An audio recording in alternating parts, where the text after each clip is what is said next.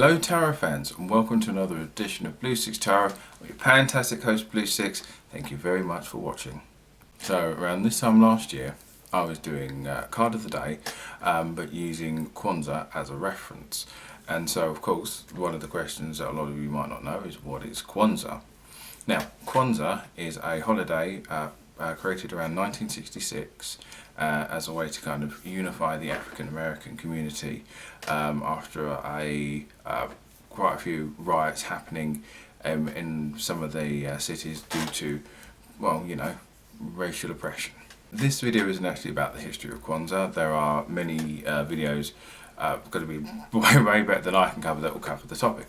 However, as I enjoy doing tarot and am trying to kind of embrace more of my own heritage and other practices, I decided to kind of get into Kwanza myself. As I said, last year I was doing readings using tarot cards based off of black and African style tarot decks or around those sort of themes.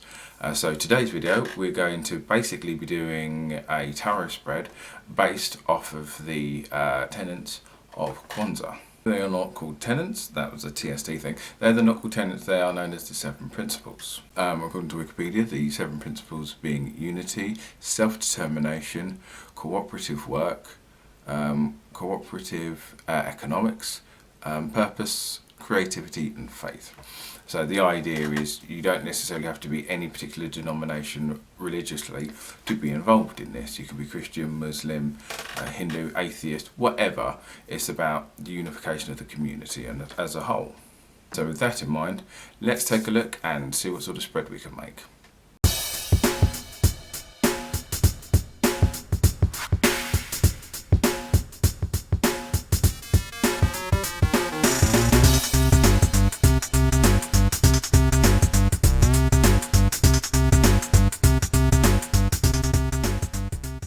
So for this spread, I'll be using the Cat People Tarot.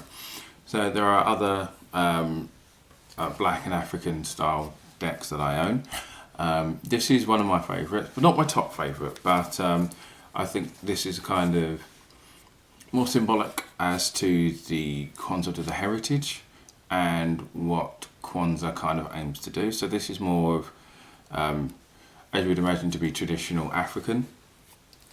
Showing representations of African cultures and people of modern day and the past. So it's a good kind of heritage sort of deck.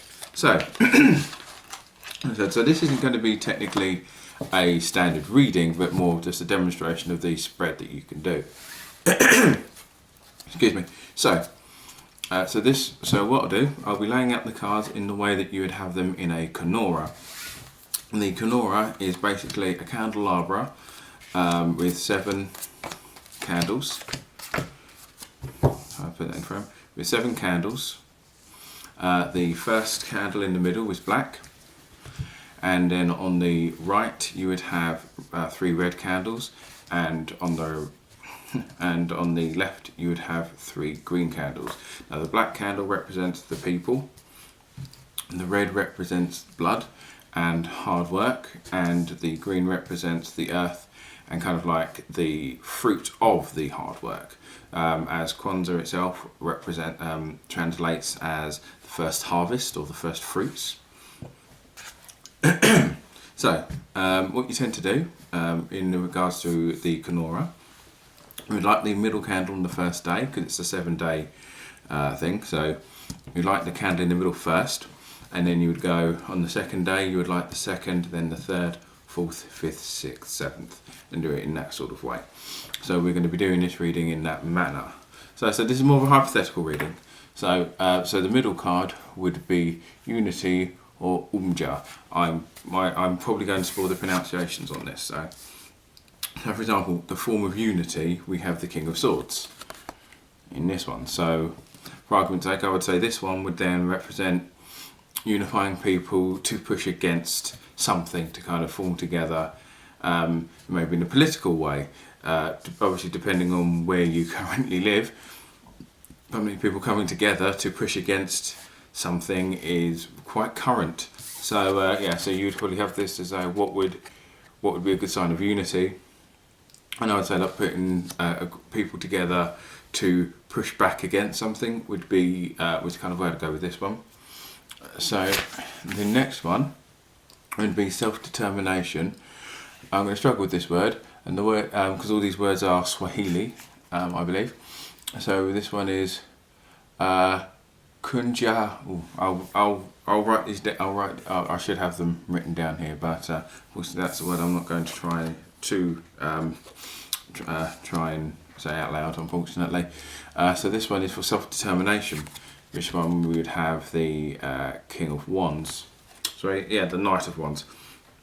So this would be about focusing. So self-determination with the Knight of Wands. It's about focusing on making sure that you've got all of the things, or kind of got like not necessarily a plan in mind, but having a good understanding of what you have in your head and kind of how you would.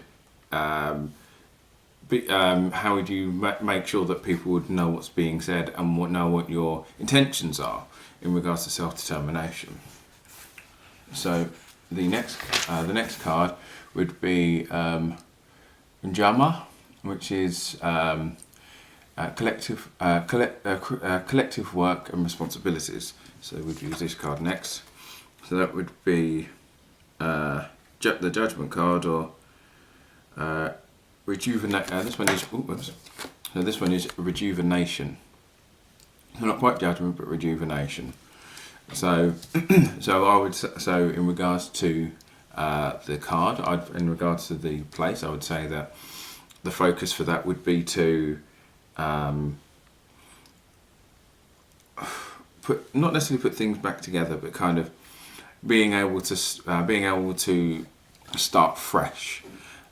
You've come to the end of the collective work. So you've finished the things, you've finished the teamwork, and now you're able to actually enjoy the fruits of the shared labour. So next we have cooperative environments. So this would be this card. So this would be the Five of Cups, which is about kind of more or less feeling like abandoned, not being able to see a future, not being able to see the next steps ahead, being positive. So this would be about trying to make sure the people in your community and people in your sphere are being supported and making sure that they are not falling too low down. Even just something as simple as giving them a phone call and just checking in on them, just to make sure that people in your community are feeling like they're in a good place and that they're not feeling left out or abandoned. That's what I put under cooperative work. So the next one is purpose, or Nia. And this one we have the Wheel of Fortune. So for purpose, I put that down as seeing what's kind of available, not necessarily finding what your purpose is, but there are natural changes and progressions. So it'll be more of a case of where you are and what has changed and what direction it's changed to, because your original the original path you're going down may have had a fork in the road, so you've got to go in a different direction, but at the same time you're still aiming for the same destination, but you've had to kind of go around it a different way, or a way that you didn't expect to. So next we have creativity. So this one we have the King of Pentacles.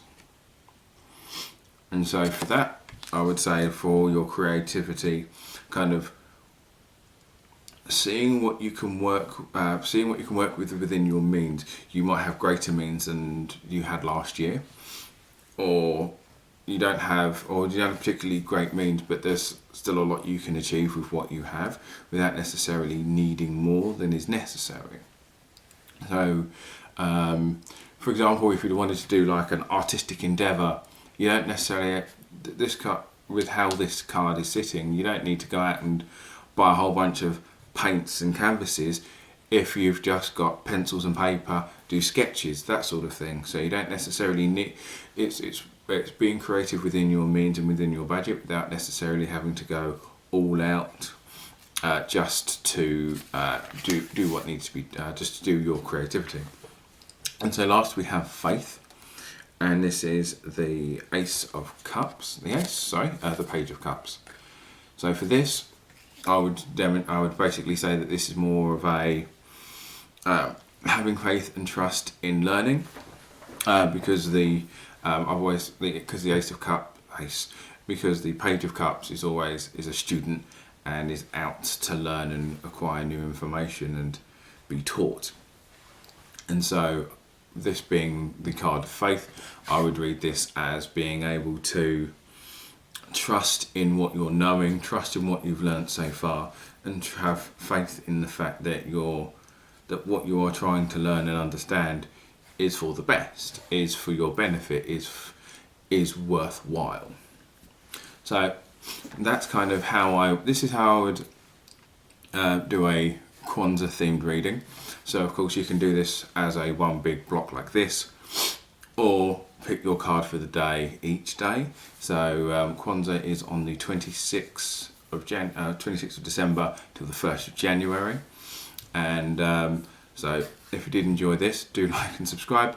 I'll be doing TikToks and Instagrams of card of the day involving Kwanza from the 26th. I'll be having a different deck each day, each African themed, this being one of them. So if you do like this deck, let me know, and you'll be seeing this anyway, and you'll be seeing some others as well. But hope you all enjoyed, and I'll catch you all on the flip side.